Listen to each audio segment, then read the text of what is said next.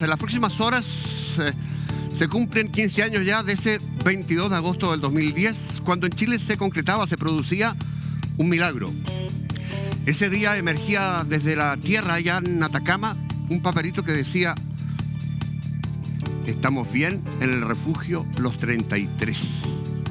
Semanas después, los 33 mineros de Atacama, 32 chilenos, un boliviano, eran sacados, extraídos de 700 metros de profundidad, en buenas condiciones físicas, vivos, un milagro. Bueno, en esa gesta, en esa hazaña, participaron decenas de personas, si no cientos. Pero en primera línea, diría yo, dos. El que era presidente de la República en ese entonces, Sebastián Piñera, y quien era en ese entonces su ministro de Minería, quien ha querido acompañarnos en este día para recordar, revivir, conversar sobre esa proeza que nos puso a la vista de todo el mundo. 1.500 millones de personas vieron el rescate de los mineros en todo el planeta. Está con nosotros esta noche Lawrence Gorman. Lawrence, por favor.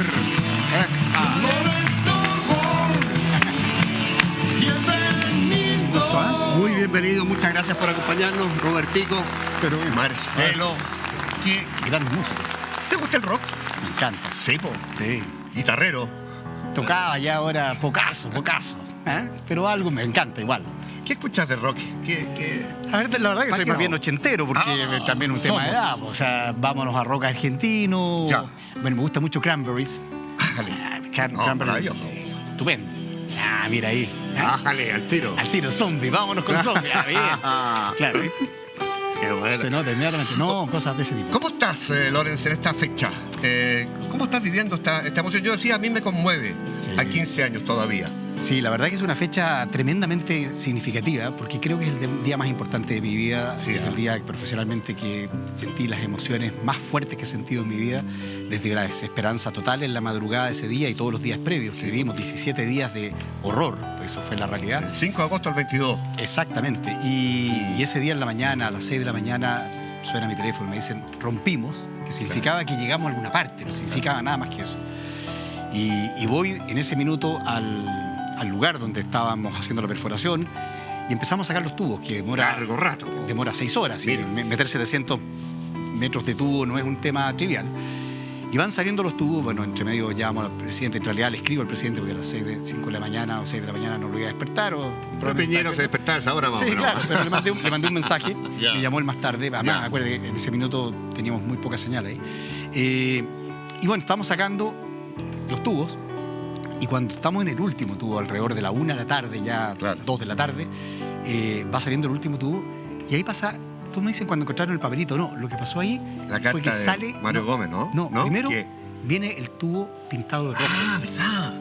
Y cuando viene ese tubo pintado rojo, yo estoy al lado de una persona viendo eso y digo, está pintado. Acá que está al lado mío le digo, pero estaba pintado. Y me dice, no, ministro, estoy seguro, Ya. estaba limpio. Y yo le repito, un poco menos que lo agarro, le digo, amigo querido, para no usar el chilismo, ¿estáis seguro que estaba limpio? Y me dice, me asegura que sí. Y ahí se me salió el corazón por la boca. O sea, ese fue el momento de la emoción más fuerte, porque la verdad fue saber que había alguien vivo. Sí, O sea, alguien había pintado ahí. Por lo menos uno. Por lo menos uno. Y termina de salir el cabezal, y ahí efectivamente, como tú dices, venía en la punta amarrado con una bolsa amarilla, me acuerdo de esas que te dan en los negocios de barrio. De barrio. Esas de plástica, así, venía amarrado un papel que lo abro, venía mojado, y qué sé yo. Y era una carta de Mario Gómez, que ya no está con nosotros. Mario falleció el año pasado, desafortunadamente, y le escribía a su mujer, Leonette. Y era una carta muy personal. Yo la empecé a leer y después dije no, y Esto la cerré. no es lo mío. Y mientras estaba ahí, ahora me contaron, de hecho, el 5 de agosto, cuando estuve allá, conversando con gente allá, me decía, no sé, el papelito que venía en la cabeza del martillo, metida por dentro, ¿Ya? venía en un guante quirúrgico, me contaba José Ojeda, que fue el que lo escribió. Claro. Él lo escribió rápido, sin pensar, Oye, una frase ese gallo, extraordinaria. notable. Claro, o sea, en una frase, estamos bien en el refugio Los 33, dio toda la información que necesitábamos, toda. ¿Quiénes están? ¿Cuántos están? ¿Dónde están? ¿Y cómo estaban? ¿Y cómo O sea, estaban? lo dijo en una frase Listo. simple. Y bueno, me contaba José que a él le habían dicho que el que encontró ese papelito primero, ¿Sí? se lo guardó en el bolsillo. Pero Encontró el guante quirúrgico. un souvenir, man. Claro, lo guardó, lo guardó en el bolsillo. Qué ole. Y efectivamente, parece que le dio cargo de conciencia. Y me lo pasaron a mí. En ese momento dice, hay otro papel. Y me pasan el papel abierto, porque de hecho yo no vi el guante de goma. Así que la historia de José tiene sentido. Puede ser que efectivamente alguien lo guardó y después se le dio ver conciencia, lo sacó y me lo pasó. El papel venía seco, venía en un guante quirúrgico. Y decía, estamos bien en el refugio de los 33. Qué emoción. Y ahí fue, de verdad, una epifanía. Yo diría que es lo más cercano a un estado sublime de ensoñación, de placer, de felicidad. Todo el mundo exultante. Teníamos protocolos para todo lo que íbamos a hacer, qué pasaba. No, y ahí se fue todo a la punta del cerro, ni un protocolo sin Lorenz, te invitamos a sentarte. Nuevamente, bienvenido, muchas gracias. Para revivir este hecho tan notable que nos llenó de alegría, nos hizo protagonistas acá y en el mundo de un milagro, pero además nos llenó de esto. ¿Sí o no? Efectivamente. De esperanza. Sí. Bueno, hablemos de este libro porque Lorenz ha venido a comentarnos, a recordar, pero también a presentar esto que ha escrito él, que es un libro de cuentos infantiles cuyo relato te lo dejo a ti. Bueno, efectivamente, a ver, ¿qué ocurre, Juan José? Esta es una historia que pasó hace 15 años. Y si tú conversas hoy día con un joven de 20 años o un niño de 15, la verdad que ellos no estaban o eran muy chicos cuando esto pasó. Y por distintas razones que creo que el país debiera remediar, se ha ido perdiendo algo de lo cual nos sentimos orgullosos todos los chilenos, porque en esto fuimos campeones mundiales. O sea, recordamos las Copas América, recordamos a la Cecilia Boloco, Miss Universo, recordamos tantas cosas que como país hacemos bien, y esto que fue extraordinario se ha ido perdiendo en el tiempo. Y yo creo que la forma para que esto perdure es recordárselo a las generaciones futuras, los que somos abuelos contándoselo a nuestros nietos, los que son padres contándoselo a sus hijos, y que esta tradición se mantenga, que esté en la memoria colectiva de Chile. Y para eso, yo creo que es muy importante un relato, primero, que no esté politizado. No que está, no estuve viendo. Nada, no tiene ningún elemento, que no sea un panegírico a ninguna persona. O sea, no es una alabanza de un presidente o de un ministro o de un minero siquiera. Es la historia nomás. Es la historia contada de la perspectiva de una niña de 10, 12 años, cuyo padre en esa época queda atrapado en la mina San José. Y ella y su madre hacen todo lo posible por rescatarlos y piden ayuda a todos lados y llega ayuda a todo el mundo. Y hay una historia de resiliencia, de esfuerzo, de esperanza y de fe que termina en un final feliz, donde llegando todo el mundo, en una parte del libro, digo, y llegaron soldados, enfermeras, geólogos, mineros, rescatistas, así fue, pues. Todos a ayudar, con la única misión de encontrar a mi padre. Y de esa manera se logra rescatar, y cuando el minero rescatado sale a la superficie, le lleva una piedra dorada, y esa piedra se la entrega a su hija y se la entrega como el símbolo del verdadero valor que tiene la historia, que es esta historia, como digo, de esperanza, de resiliencia, de tesón y de fuerza de un país entero que se esforzó para rescatar. Qué bonita historia. Está muy bien contada, se lee muy rápido, muy fácil, está muy bonitamente ilustrada. Esta historia que habla de esperanza, que es algo que se perdió en algún minuto en esos días, en esos 17 días, Lorenz. Este libro te nace ¿cómo? A ver, la historia, porque yo entiendo que aquí, como nos pasa a todos, muchachos, en las casas, chilenos todos, ¿quién manda? La señora. La señora. No, efectivamente. ¿Sí? Lo que pasa es que a mí siempre me decían, oye, escribe un libro. ¿Ya? ¿Por qué no contáis la historia de los mineros? Sí, y yo decía, mira, hay tantos libros, se ha hecho películas, la historia ha sido contada. Y hacer un libro te obliga a contar la historia de tu perspectiva, pasa a ser muy yoísta, ¿te fijas? No me convencía la idea. Y un día estábamos en la playa, ahí en Maitencillo, con mi señora, tomando solcito, y se acerca un papá con un niñito como de 8 años. Fíjate. Y me dice, oiga, usted es el de los 33. Y yo digo, sí, claro. Yo digo, sí, claro. Y el papá me cuenta que le había contado la historia de su hijo y que le había interesado mucho. Y ahí me preguntaba, ay, ¿cómo lo sacaron? ¿Y qué hicieron? Y yo le explicaba, tratando con el lenguaje de un niño de 8 años, de explicar que habíamos hecho un hoyo, habíamos sacado y todo. Y cuando se fue, Carolina, mi señora, me dice, bueno, ¿por qué no escribí un libro para niños explicando la historia? Y ahí como que fue, en realidad, qué buena idea. Y bueno, eso pasó hace como 3, 4 años atrás. Y como siempre pasa, entonces tu señora te empieza a catetear todos los días o todos los meses. Y esa cuestión es insostenible. Claro, ¿cuándo lo vaya a escribir? Y uno, cuando lo escriba, como Michelangelo cuando le hablaba el Papa, ¿no? ¿Cuándo va a terminar la Capilla Sixtina? Claro, cuando termine, claro. Y uno nunca tiene tiempo para estas cosas. Y el año pasado, por ahí por octubre, dijimos, pues el próximo año son los 15 años del rescate. Ya. Es una buena fecha para lanzar esto. ya, pongámonos a trabajar. Y bueno, ¿cómo hacer un libro? Yo no había escrito nunca un libro. Así, te iba a preguntar, así, este afán de escritor jamás. Jamás había escrito un libro, y además menos para niños, que hay que Obvio. saber escribir para niños. Y bueno, ahí le pedí ayuda a una amiga, Lorena Medel, que es muy capaz, y ella me actuó de coordinadora Tengo completa. algún conocimiento y cercanía con esa dama. Sí, claro. Y ella ha escrito, o sea, ella ha escrito como, Sí, como pues, ghostwriter de varias personas. Sí. Además ha hecho libros. Entonces dije, ya, ¿cómo se hace esto? Dijo, mira, abremos una editorial y cotizamos varias editoriales. Ya. Y con esas editoriales empezamos después a buscar ilustradores y alguien que me ayudara también con la historia para que pueda estar en un lenguaje para niños. Encontramos una ilustradora extraordinaria, Gabriela Lyon, de verdad, es muy buena, para mí es una genio. Y escribimos el texto, lo corrigió Claudio Aguilera, que es un artista muy, muy reputado en Chile. Y con ese texto, Gabriela se lo imaginó en imágenes. Fíjate. Y hizo los primeros bocetos. Y este es un proceso que demoró 10 meses. Mira, y es lo que tenemos acá. Fíjate, Y en definitiva, eso resultó en un libro que yo lo encuentro que es precioso. Yo decía, Lorenz, que participaron en esta gesta, en esta hazaña, en esta proeza, no decenas, sino que centenares de personas. Sí. Y tú las pones acá. ¿Cuántos son en total? Casi 1000 personas. Ahí hay Casi 600 1000. y tantas, pero Ya. lo que pasa es que participó mucha gente. Entonces yo le mandé cartas a muchas de las instituciones que me acordaba, Carabineros de Chile, bomberos de la zona, las alcaldías. Te fueron mandando nombres, ya. Y ellos me mandaron cartas. Algunos me respondieron muy tarde, el libro ya estaba impreso y me llegaron cartas. Entonces yo logré poner los que llegaron a tiempo. Pero fueron como... Fueron más de 600 ahí, yo creo el número total debe andar cerca de los 1000. Y claro, porque me mandaron, yo sé que había muchos más carabineros, más PDI que los que están ahí escritos. Así que si alguno está escuchando y no está en el libro, que me perdone. Ahora, pero... déjame recordar, porque después de... Perdona, Sí. lo importante. Dale. Y ahí están escritos sin cargos, Sí, sin Sí. nombre, digamos, solo sus nombres y en orden alfabético. Porque la idea justamente es no rendir un tributo a nadie, que el ministro tal o cual o la persona, sino que la persona que trabajó, él sabe lo que hizo. No necesito yo decirlo. Mira, a mí siempre me ronda la pregunta siguiente. Esta cuestión, la verdad de las cosas, que fue una proeza, una hazaña, pero muy improbable. Sí. ¿Ah? Yo me acuerdo que días después del accidente en la mina, qué sé yo, Lorenz estaba allá, el ministro de Minería, qué sé yo, y en algún minuto haces un aro y te vienes a Santiago para hablar con algunos medios y nos das una entrevista a medianoche. Yo te recibo en maquillaje y bueno, y te digo, bueno, ¿y? No creo, compadre, me dijiste, no. Yo creo que están, o se produjeron dos cosas, o fueron aplastados por la roca o se produjo el efecto bombín, se llama, ¿no? El émbolo. Émbolo, que llena el aire de tierra y lo hace irrespirable por día y no hay ninguna posibilidad. Entonces, o hay muy poca. Había todo el mundo perdido la esperanza, tal vez tú un poco menos que el resto, pero había uno que no.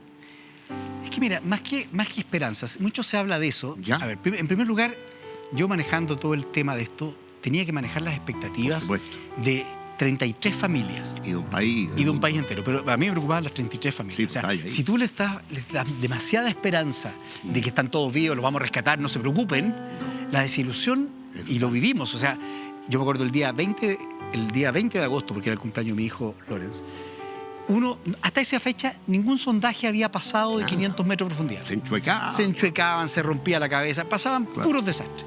Ese día en ese sondaje logramos pasar de 500 metros. Y llegamos a 600 metros, 650, 700, 720, 750. Pasó de largo. No te puedo explicar el dolor, la desilusión, la frustración que sentimos todos y la familia que estaba ahí. Las familias de los mineros. Entonces, si tú salías en televisión o lo que sea diciendo, no, mira, si aquí probablemente están vivos, los vamos a rescatar, estabas alimentando una ilusión que después podía ser muy dolorosa. Entonces, había que manejar adecuadamente las expectativas de decir, sí, tenemos la esperanza de encontrarlos, pero esto es muy difícil y probablemente pueden haber fatalidades. Ahora, porque, dale. ¿sabes lo que ocurre aquí? Es que hay que entender que ahora lamentamos el Sí, te quiero llevar del al teniente. Pues, y ahí puedo explicar las diferencias, pero lo normal es que los accidentes ocurren donde las personas están trabajando. Y esto no fue así. Claro. Exacto. Eso fue lo que cambió, será suerte, destino, lo que sea, pero efectivamente los mineros estaban trabajando en el nivel 700, en la zona sur. Y la roca de la cayó en mina, el nivel 200, 300, por ahí. y la roca cayó en el nivel 300, 400. 300, 400, claro. Entonces, los mineros, yo he conversado con ellos, algunos ni siquiera sintieron que hubo un accidente. Fíjate. Unos sintieron el efecto de émbolo en los oídos, el efecto del aire comprimido Claro. por la caída de esta Pero roca. había espacio para que se disipara eso. Y algunos, claro, y algunos sintieron, estás hablando de, Claro. habían 5 kilómetros de camino Claro. para llegar ahí. y es un camino Sinuoso. zigzagueante. Claro. Y además estaba a 300 metros de profundidad más abajo donde ocurrió el evento. Ahora, yo decía que hubo uno que no perdió la esperanza, que fue Piñera, en un acto, el expresidente Sebastián Piñera, en un acto, ¿cómo calificarlo? Como extraño, curioso. Mira, Él le puso empeño desde el comienzo y hasta el final de una manera bastante atípica, rara, sin ningún cálculo político. es bien curioso. Yo Sí. lo atribuyo a una cosa, creo yo. Yo creo que él tenía fe. Él era un hombre creyente, tenía fe en Dios. Sea. Y sentía esa responsabilidad. Y el segundo elemento quizás es la responsabilidad. Él tenía, creo yo, la convicción de que tenía que dar una respuesta. Lo mismo que yo sentía en eso coincidía plenamente con él. O sea, para mí, yo no pedía siquiera encontrarlos vivos. Yo pedía encontrarlos solamente, como estuviesen. Pero darle una respuesta a esas familias de qué había pasado con sus seres queridos. Yo creo que el presidente Piñera tenía en su cabeza que él tenía que hacer el esfuerzo de encontrarlo. Costara lo que costara, Costara durara lo que durara. costara. De hecho, te voy a contar una infidencia. Ese día que yo, por ahí con el día 15 que vine para acá a Santiago, yo me preguntaba todos los días Sí, po. hasta cuándo íbamos a buscar. Porque era una pregunta obvia, lógica. Estudiamos mucho cuánto puede vivir una persona sin comida. Ah, claro. Y creo que el ejemplo más claro y trágico que hay sobre esta historia es la huelga de hambre que hicieron los miembros del IRA en la década del 80 en Inglaterra, donde partieron como 20 y tantas personas y murieron 13, si no me equivoco, o algo así, murieron de inanición. Inanición, claro. Y murieron entre 57 y 67 Ese días. era el deadline para ustedes. O sea, con lo cual tienes una prueba empírica de que una persona que no come, que solo toma Sí, claro, agua, sí, claro. durante 60 días probablemente no vive. Entonces, bueno, habiendo estudiado todas estas cosas, me acuerdo que ese día vine a hablar con el presidente y claro, yo tenía la angustia de decir, bueno, ¿hasta cuándo vamos a buscar? Yo no quiero tomar esa decisión, o sea, no quiero tomar la decisión de decir, hasta aquí nomás llegamos. Y por lo tanto, se la subió a mi jefe. Obvio. Entonces, en una conversación así privada entre los dos, ¿no? le digo, presidente, mire, y le cuento todo esto, le cuento las experiencias y le digo, llevamos 15 días buscando, hasta este minuto nos está yendo pésimo, y esto hay que continuar, pero vamos a tener que definir hasta cuándo, porque yo también sentía, y lo vivía, la angustia de la gente que estaba ahí y cómo mucha gente se iban desmotivando. O sea, personas que llevaban allá me decían, ministro, llevo 10 días aquí, me tengo que ir. Oiga, ¿sabe qué? Yo puse los baños químicos, nadie me los paga, ¿sabe que tengo que retirarlos? Así es. O sea, esas cosas pasan en el día a día y es natural. El ser humano se empieza a desilusionar día a día, con fracaso tras fracaso. Entonces, yo le dije, bueno, presidente, en algún minuto más adelante, yo le digo, 30 días tenemos que estar acá y probablemente 60 también, pero usted tendrá que determinar hasta cuándo vamos a seguir en esta búsqueda. Y fue muy divertido porque el presidente me miró y empezó a agarrar unos papeles y sacó otra cosa y no me pescó. Y en el fondo un mensaje muy claro, o sea, nunca, como decía un Nunca hay antiguo que jefe, tomar una decisión hasta cuando sea imperiosamente necesario. cuando haya que tomarla. Exactamente. Claro. Y en el fondo, él lo tenía claro, tenía que Obvio. pensarlo, Ya. tenía claro lo que yo estaba diciendo, que es decir, oiga, esta decisión la toma usted, no yo. Y en definitiva me dijo, bueno, pero implícitamente me dijo, no me pregunte nada hasta cuando no sea imprescindible tomarlo. Ahora, vamos al teniente, si quieres, las diferencias de los dos casos, Lorenz, y las lecciones que se sacaron o no se sacaron, no sé, de lo de Atacama, hace 15 años. La minería es una actividad riesgosa y esos riesgos hay que entenderlos, conocerlos, anticiparlos, prevenirlos. Sin embargo, pasan estas cosas. ¿Cómo ves tú ese incidente?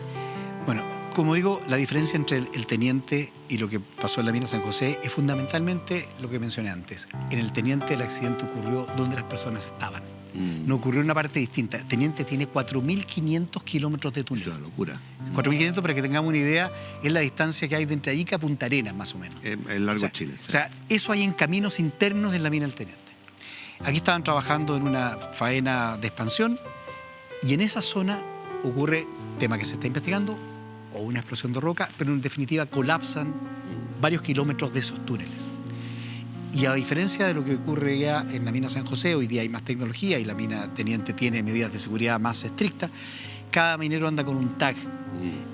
No un tag que permite saber dónde estás exactamente, Sí. pero pasas por pórticos. Correcto. Ah, ya. Igual que en las carreteras. Estás entre este y este. digamos. Exactamente. Ok. Entonces, pasaste por acá y no pasaste por acá, Ok. estás en esta Ah, zona. ya. Ok. Bueno, y justamente la zona donde se había producido el accidente, estos mineros estaban. Por lo tanto, las posibilidades de encontrarlos vivos eran realmente muy bajas porque alguien tendría que haberse protegido de una cosa que es imposible de protegerse. Sí. La caída de miles de toneladas de roca es muy difícil. Entonces, esa es la diferencia fundamental. Ahora, ¿qué se aprendió con la mina San José? Primero, un comentario. Fíjate que el año 2011 nosotros presentamos un proyecto de modificación a la ley minera para exigir más medidas de seguridad y fue rechazado en el Congreso. Sí. Ajá. Y fue rechazado porque los parlamentarios de zonas mineras obviamente se preocupan de que no les suban los costos demasiado a la pequeña y mediana minería, porque las grandes mineras pueden absorber estos costos, las pequeñas y medianas no tanto, y estaban preocupados por eso y en definitiva se rechazó la idea de legislar. El primer tema. Pero ocurrieron dos cosas importantes. Primero, creo, se reforzó la labor de fiscalización de Senagiomin. No me acuerdo si tenía 14 inspectores y pasó a tener 40 por lo menos, con lo cual la labor de fiscalización se incrementó, porque en la mina San José, todas las minas en Chile tienen que tener 2 entradas y por tanto 2 salidas. La segunda, en la mina San José, en teoría, era la chimenea de ventilación, que es un hoyo que va desde el nivel 700, zigzagueando, no va derecho, digamos. Una escalera, del fondo. Es un hoyo. Es un hoyo de 2 metros de diámetro. Ah, ya. Y lo que establece la norma es que si eso es una entrada o salida, tiene que estar escalerada. Y el Senagiomin le había dicho a la mina, señor, su escalera, su salida no está escalerada, escalérela. O sea, ponga una escalera de gato o unas manillas de madera, lo que sea, que permita subir y bajar. Y eso no se hizo nunca. Ájale. Y ese fue el gran drama por el cual estos mineros pasaron por lo que pasaron. Si la salida hubiese estado escalerada, habrían subido por ahí al día mismo del accidente.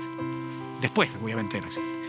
Bueno, entonces en Senagiomin se reforzaron sus capacidades de fiscalización.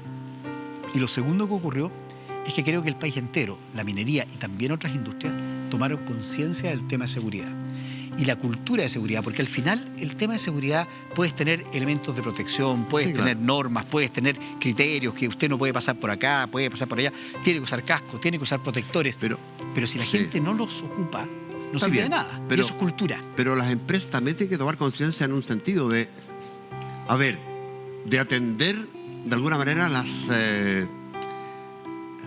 prevenir. Lo que te está diciendo la mina, y lo que te están diciendo los trabajadores hoy día es que esta mina había crujido fuertemente hace 2 años y que horas previas a que se produjera este incidente también había, como dicen los viejos, hablado el cerro. Sí, mira... ¿O esto es mitología, mira, Lorenz? La gente dice la mina llora, la mina grita, la mina habla. Claro. A ver, esto, yo perdonen y se van a enojar conmigo quizás algunos, pero esto es como la predicción de los terremotos. Siempre hay gente que predice terremotos y en algún momento la apunta, ¿cierto? Porque en algún momento se produce, pero el terremoto del norte de Chile viene prediciéndose hace decenas de años. El gran terremoto del norte de Chile, lo he escuchado, me imagino. Sí. Entonces, a ver, hay ciertas cosas que se pueden prevenir, pero hay ciertas otras que son muy difíciles de prevenir. Para que tengamos una idea de lo que ocurre con las explosiones de roca, imaginémonos lo siguiente. A 1000 metros de profundidad tienes un cerro gigantesco de 1000 metros de alto apretando todo allá abajo. Sí, claro. Imagínate que tenemos un globo que está apretado así, muy apretado. Lo logré apretar hasta que está aquí chiquitito. Y de repente le suelto presión por un lado. El globo, ¡pum!, va a salir al tiro inmediatamente por ese lado, ¿no es cierto? Bueno, lo que ocurre con las rocas bajo un cerro es parecido a eso. Están apretadas las rocas por la presión y en un cierto equilibrio. Puede ocurrir algún elemento externo que cambie ese equilibrio. Por ejemplo, se produce un pequeño terremoto, un pequeño temblor. Ese temblor mueve unas placas, esas placas cambian las presiones internas y ¡pah!, se produce una explosión o produce algo porque cambiaron las presiones internas. Se le produjo este hoyito a la mano y salió el globo así. Puede ocurrir que yo esté trabajando aquí y estoy perforando, cambié la presión de la roca y había detrás de donde yo estoy perforando una roca muy apretada que de repente se liberó la roca que estaba al lado, le quitó presión y explotó encima mío. Entonces, ahora, ¿se puede anticipar? Se trata de hacer, hay modelos de simulación, se trata de penetrar con agua para que las rocas se fracturen por sí mismas y liberen presiones. Hay algunos mecanismos donde se trata de hacer. Pero te doy un antecedente. A ver. En Australia, en Canadá, países desarrollados, mueren todos los años personas por explosiones de roca. Por lo tanto, pareciera que no es tan fácil prevenirlo ni hacerlo, ¿te fijas? Ahora, pero yendo a tu pregunta original, ¿se aprendió algo? Sí. Cuando yo fui ministro en los años 2010, en los años anteriores habían muerto entre 40 y 45 personas por año en la minería en Chile. 40 a 45. Desde los últimos años, si tú miras la estadística de los últimos 10 años, han muerto entre 10 y 15. Igual es una cifra horrorosa y lamentable, porque la muerte de una sola persona es dramática. Pero las cifras bajaron un tercio. Y eso es porque hubo una mayor conciencia de las empresas, también de los trabajadores, que también tienen que cuidarse y tienen que cuidar al de al lado. Cuando el viejo al lado está pasando por una zona que está delimitada como peligrosa, el compañero tiene que decirle, viejito, por ahí no. ¿Me entendís? Porque pasa por ahí y le cae algo encima y tenemos un accidente. ¿Te fijas? Entonces, es dramático. Oye, queremos revisar contigo algunas fotos para ir a lo mejor variando los temas. A ver, ¿qué foto tenemos ahí? ¡Ah, no! ¡Qué buen López, compadre! Instituto Nacional. El primer foco de luz de la nación. 1975, tenía 14 añitos, bueno, hace 50 Fíjate. años de eso. Imagínate. Ya, usted que se formó ahí, que fuiste seguramente un alumno aplicado, estudioso, bueno para la matemática, después fuiste a la Católica, estudié ingeniería, después tuviste una carrera de éxito en las empresas, como ministro. Bueno, eso fue gracias seguramente en parte al Instituto Nacional.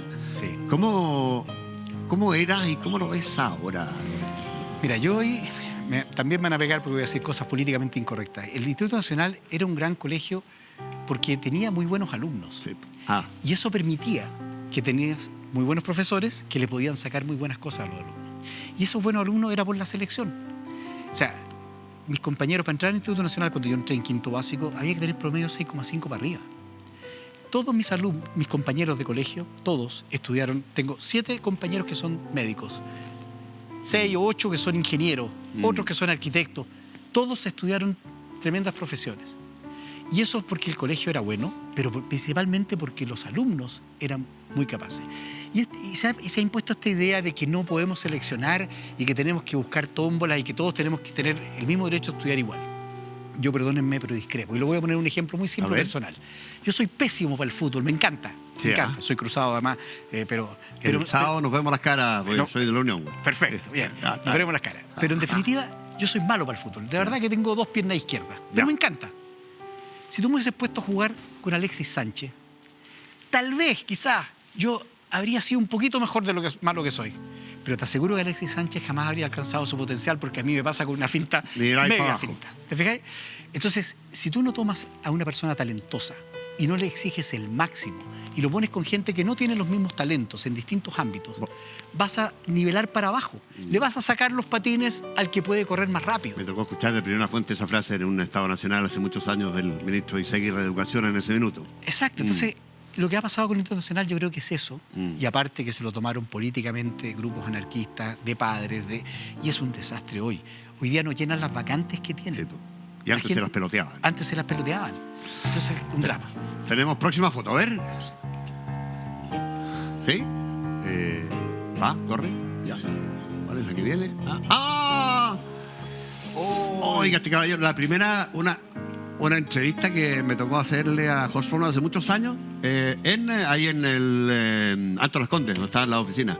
Y me acompañaba atrás este caballero, íbamos detrás los dos caminando, y Paulman iba adelante, entró al Jumbo y levantaba papeles, y qué sé yo. Y yo le pregunté, y bueno, ¿cómo es trabajar con este señor? Terrible, terrible. ¿Cómo era este caballero? Un hombre extraordinario. Extraordinario, Un hombre que hizo un imperio de la nada. Sí. Y es un tema que es bien importante para las generaciones que nos están escuchando. Este hombre que partió de la nada con un boliche en La Unión, y de ahí fue creciendo a hacer un supermercado, 2 supermercados, y después una cadena de supermercados, se separó con su hermano, hizo el hipermercado, construyó, trabajó durante sus 80 y tantos años, 80 y tantos, 9 casi, y siempre trabajando. Hasta que tuvo un problema de salud donde obviamente tuvo que parar el ritmo un poquito. Pero siempre esforzándose, siendo un hombre riquísimo que, como digo yo, podría haber estado en la Riviera Francesa en un yate tirado de espalda. Poniéndole bueno. Él trabajaba 14, 16 horas al día. Le daba con todo. Y bueno, tú tenías que tratar de seguirle el ritmo, pero era un personaje de una fuerza gigantesca. Y yo diría que hicimos una muy buena dupla en esos años 90. Yo cuando llegué a Cencosud vendía $1.000 millones, una tremenda empresa. Cuando me fui vendía $10.000 millones. Oiga, 9 lucas, vámonos a Mega. Claro, la multiplicamos por 10 la venta anual. Fíjate. O sea, y eso fue un trabajo que hicimos con un equipo de gente. Si nunca esta obra de una sola persona, un equipo de gente, pero con el empuje de él y que tuvo la sabiduría para decir, oiga, dele nomás, echémosle Mira, Ya, ¿y quién era el jefe más fregado, más exigente, más intimidante? ¿Este caballero o Piñera? Yo he tenido gente muy buena, jefes muy buenos. A ver. Juan Antonio Guzmán, Ah, claro. un hombre brillante, muy Sí. inteligente, con Bruno Filippi, otra persona muy capaz. ya. He tenido a don Horst Paulmann, he tenido a Sebastián Piñera.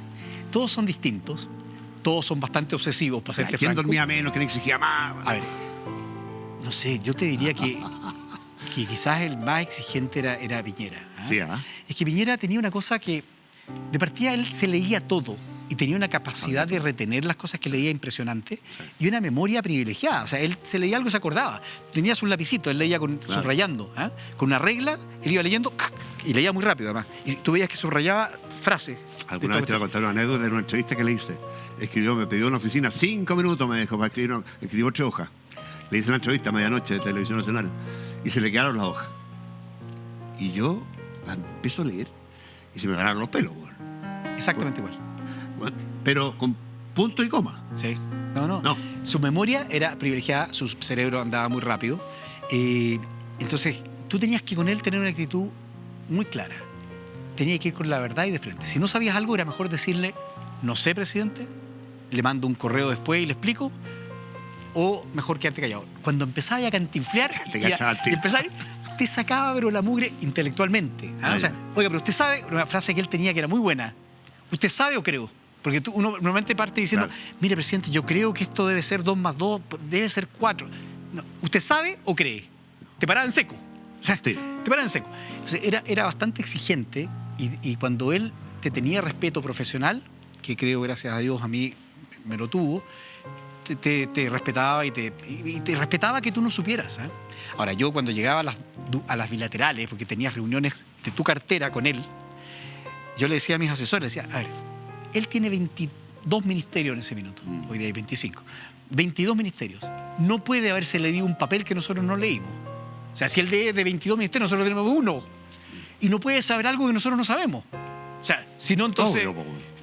¿Cómo es eso? Entonces, yo trataba de llegar lo más preparado posible con mi gente, y si yo no sabía algo, alguno de mis asesores lo sabía o qué sé yo, y en general nos iba bien. Y si había, como digo, algo que puntualmente no sabía, oiga, presidente, le mando un correo y le contesto. Oye, tenemos otra foto, a ver, avanzamos. ¿Cuál es la que viene? Ahí está. Ah, oye, este caballero... Ya, usted... Entonces la pregunta... ¿Usted sería ministro este caballero? Porque lo ha convocado no una, sino que 2 o 3 veces de una forma un poquito majadera, porque entre medio, Dolores, tú creo que le respondiste. Sí. No, yo le... A ver, conozco a Franco de muchos años atrás, cuando era vicedecano en la Universidad de Chile, en la Facultad de Economía. Claro. Y le tengo mucha simpatía porque es un tipo muy agradable. Pero claro, no comparto con él ni su ideario político, ni su forma de hacer política, y por tanto yo no trabajaría con él en un gobierno de él, creo, bajo ninguna circunstancia. ¿Eh? Así es. Ahora, cuando él me mencionó la primera vez, yo lo tomé como una humorada y le escribí en privado y le dije, oye, gracias por considerarme como un potencial ministro de Hacienda. Es un honor, porque de verdad ser ministro de Hacienda es muy difícil, y que me consideres capaz de hacer eso lo encuentro extraordinario, gracias. Pero yo estoy en otra cosa, no. Ya, fantástico, me escribió algo, listo, ni un problema. Y después lo mencionó una segunda vez, y ya cuando apareció en un diario una foto de él, ¿no es cierto?, con Pamela Giles, con el abuelo y qué sé yo, y yo aparecía mencionado como parte de un equipo, dije, no, esta cuestión se está escapando de madre, y ahí... Saliste públicamente. Públicamente dije, lo que te acabo de decir. Dije, ¿Y tiene, tú lo conoces, crees tu nivel, qué opinión tienes de él como candidato presidencial? Porque es una opción hoy día. A ver, yo creo, es una persona capaz, yo no tengo dudas respecto a eso, es una persona inteligente, pero creo que está equivocado en sus planteamientos y en la forma de hacer política, y creo que lo que él plantea para Chile no es la mejor alternativa. No, Próxima foto. A ver. Me voy a poner a la Evelyn y a José Antonio. ¿Quién es? Ah, mira. Olbon 2014. Qué recuerdos aquellos. Qué joven que estaba. A ver, tú... Pregunto, antes que esto, ¿te hiciste el servicio militar en la política nunca más? Nunca más. ¿Nunca más? No. Yo tuve 4 años en la vida pública, me convocaron a servir y me pareció importante hacerlo. Hice lo posible, en eso ocurrió lo de los mineros, me catapultó en una popularidad. Claro. Nadie ha tenido un 95% de aprobación en este país, salvo yo. 95%. Significa que hasta la extrema izquierda, los comunistas, había comunistas que me aprobaban. Claro. Entonces, eso obviamente es lo que en política llaman un capital político relevante que tienes que explotar y bueno, te convencen y tú dices, bueno, ok, vamos, si hay que hacerlo por el país, por la patria, vamos. Y me metí en este tema de una pre-campaña presidencial. Pero es un tema sumamente duro, sumamente difícil. Las cosas no salieron como yo esperaba, obviamente. Pero tú ahí estuviste disponible, entusiasmado para ser presidente de Chile, ¿sí? Sí, me entusiasmé, obviamente uno se entusiasma con la gente y todo. Ahora, yo tenía claro que ese año 2014 no era el año para ganar. No, recordemos que mi contendora era la señora Michelle Bachelet, que venía, nadie le iba a ganar. que venía además imbuida de un halo de incombustible. Incombustible, pero yo creo que habríamos sacado un parlamento mucho más favorable, habría sido bastante mejor. Y habrías quedado muy bien posicionado para 4 años después. Oye, pero eso te desilusionaste con la política, con la derecha, con alguien en particular de la derecha. Estoy pensando en un tal Andrés Alamán. No, mira, yo creo que no se personaliza. Yo creo que la política en sí es muy dura. Ahí está. Y además es muy difícil. Yo siempre... Pero fue rudo este caballero, fue. Pero no solo él, yo creo que ¿no? hubo mucha gente que hizo muchas cosas. Yo creo que no se puede personalizar. Yo con Andrés tengo una buena relación hoy día. Sí, he conversado con él, no tengo ninguna tranca al respecto. La política es muy dura. Yo siempre digo, he hecho hartas cosas en mi vida. Yo partí siendo analista, trabajando de goma en una empresa, he sido jefe de sección, he sido subgerente, gerente general, he sido director, presidente de compañía, o sea, he hecho la carrera completa, hartas cosas en distintas industrias. Nada es más difícil que dedicarte a la política. Nada. Si lo quieres hacer bien, yo creo que la política tiene al menos 3 dimensiones. Primero tienes que estar la parte técnica, o sea, si quieres opinar de algo, tienes que entender. Si vas a hablar de minería, tienes que saber algo de minería, y por lo tanto hay que estudiar, meterse y tener conocimiento, leer muchas cosas. Segundo, tienes que estar dedicado al tema comunicacional. Tienes que estar a las 7 de la mañana con Juan José Lavín en el programa no sé cuánto, y a las 11:30 de la noche en el programa de la noche que tiene Juan José Lavín también. Muchas gracias. Entonces, estáis muy dedicado al tema comunicacional. Tienes que estar haciendo, porque parte de la política es comunicar lo que haces. Y lo tercero, hay que hacer política. Y eso significa establecer vínculos y relaciones con todo el mundo político. De tu lado, los contrarios, significa juntarte, tomar café, comer, salir, discutir, convencer. Y esas 3 labores, comunicacional, técnica y política, son muy difíciles de hacer. Te toman muchas horas al día y 7 días a la semana, todo el tiempo. Entonces, cuando yo escucho a la gente que dice, no, es que los políticos no trabajan. Trabajan muchísimo. Quizás no lo que tú entiendes como trabajo, pero trabajan muchísimo. Algunos no hacen nada en la parte técnica porque tú los escuchas hablar y de verdad no saben nada. O algunos no hacen nada en la parte política y estudian mucho. Otros combinan las 3 cosas y así es la política. Pero es muy difícil. Yo les saco el sombrero. Y los países, y eso es bien importante, necesitan buenos políticos. Porque la gente dice, la frase típica, a mí me da lo mismo de lo que pase porque yo mañana voy a tener que ir a trabajar igual. No, señora. Usted no, dependiendo de lo que pase en el país, mañana puede ir a trabajar igual o puede ir a trabajar distinto, para bien o para mal. Ok. Entonces, si no da lo mismo, Lorenzo. Ya hizo el servicio militar, no quiere ser ministro de nadie, pero si tuvieras que ser si imaginamos que tuvieras que ser ministro de Kast, de Matei, de Kaiser, tú eres un hombre de derecha. Soy un hombre de derecha, sí. Mira, yo me identifico más con José Antonio Kast y con Evelyn Matei. Claramente, esa es la derecha que a mí me convoca. Soy un hombre de derecha a secas, sin apellido. Tengo algunas diferencias con José Antonio y tengo algunas diferencias con la Evelyn. A los dos les tengo mucho cariño porque a los dos los conozco, me ha tocado trabajar con ellos y han sido siempre muy leales, muy condescendientes conmigo y por tanto yo he evitado pronunciarme directamente sobre qué quiero hacer. Voy a tomar decisiones de quién votar cuando vea los programas de gobierno, vea los equipos de trabajo y voy a ver eso en detalle. Pero con ninguno de ellos creo que yo sería ministro de nada. Creo que yo ya pasé esa etapa, estoy en otras cosas. La política hay que dejársela, creo, a gente que tiene hoy día más energía, más ganas, más ímpetu. Y hay gente tremendamente capaz. Si yo puedo colaborar con algunas ideas, en segunda línea, en tercera línea, si puedo dar algún consejo que alguien me pide a veces alguien tiene la mala ocurrencia de pedirme consejo, yo encantado de hacerlo. Pero de ahí a estar en la política activa, en la primera línea, creo que para mí no. Porque además, Juan José, no entras en la política solo tú. Entras con toda tu familia, con todos los que te rodean, con tus amigos, con tus socios, todos entran en este mundo. Y es complicado. No es fácil. Tenemos una foto, nos queda poquito, una foto más creo que tenemos, ¿sí? A ver. Oye, Rodrigo Santa. Oye, separado al nacer, weón. Claro, sí, igualito a mí. Si lo que pasa es que, oye, es 10 años menor que yo, mide 10 centímetros más que yo y pesa 10 kilos menos. Pero salvo eso, somos igualitos. Oye, si no es la política, será Hollywood, weón. Claro. ¿O no? Sí, lógico. No, la verdad que Rodrigo Santoro, que me interpretó en la película Los 33, Claro. Me cayó estupendamente bien. Fíjate que cuando filmó la película, él me llamaba. Vino a Chile, estuvimos, conversamos, sí. me preguntó mucho qué yo había sentido. Fíjate, lo que más me preguntaba es qué había sentido. Sí. Y para construirse emocionalmente. para construirse emocionalmente, fíjate. Y cuando estaba en la mini, cuando estaba filmando, filmaban en Colombia, filmaban en otros lados, a veces me llamaba. Me decía, ay, ministro, es brasilero. Hágale. Es verdad. Es brasilero, Ni siquiera él colombiano, trabaja en claro. Hollywood, no, Claro, es brasilero. claro. Ministro. Y me decía, mire, estoy aquí filmando esta parte, ¿y usted qué sintió cuando pasó esto? ¿Y qué sentía en este momento? Y yo transmitía, que conversábamos un ratito. Hizo una interpretación, para mi gusto, muy bonita, me deja muy bien a mí, demasiado bien. ¿Eh? Yo digo, esa película me entrega a mí atributos que yo no tuve. O sea, y méritos que yo no tuve. Por ejemplo, dos cosas que son importantes. En la película yo aparezco ser el hombre que dice, hay que rescatarlo, hay que sacarlo, no podemos. Y el presidente aparece como medio pusilánime, como diciendo que no, pero mejor que no. Eso no es verdad. Eso no fue así. El presidente siempre tuvo la convicción de sacarlo. Hay gente que dice, ay, no quería gastar plata. No es verdad. El presidente siempre quiso encontrarlos. Yo cumplí mi rol profesional, pero la decisión de hacer eso fue de él, no mía. Y la segunda es que el éxito que tuvimos fue con los sondajes con chanfle, como digo yo. Nosotros empezamos a apuntar considerando la desviación de los sondajes que se desviaban hacia la derecha por rotación, no por razones políticas, sino por rotación. ¿Ah? Era casualidad. Claro, y se hundían por el peso de los tubos. ¿Ah?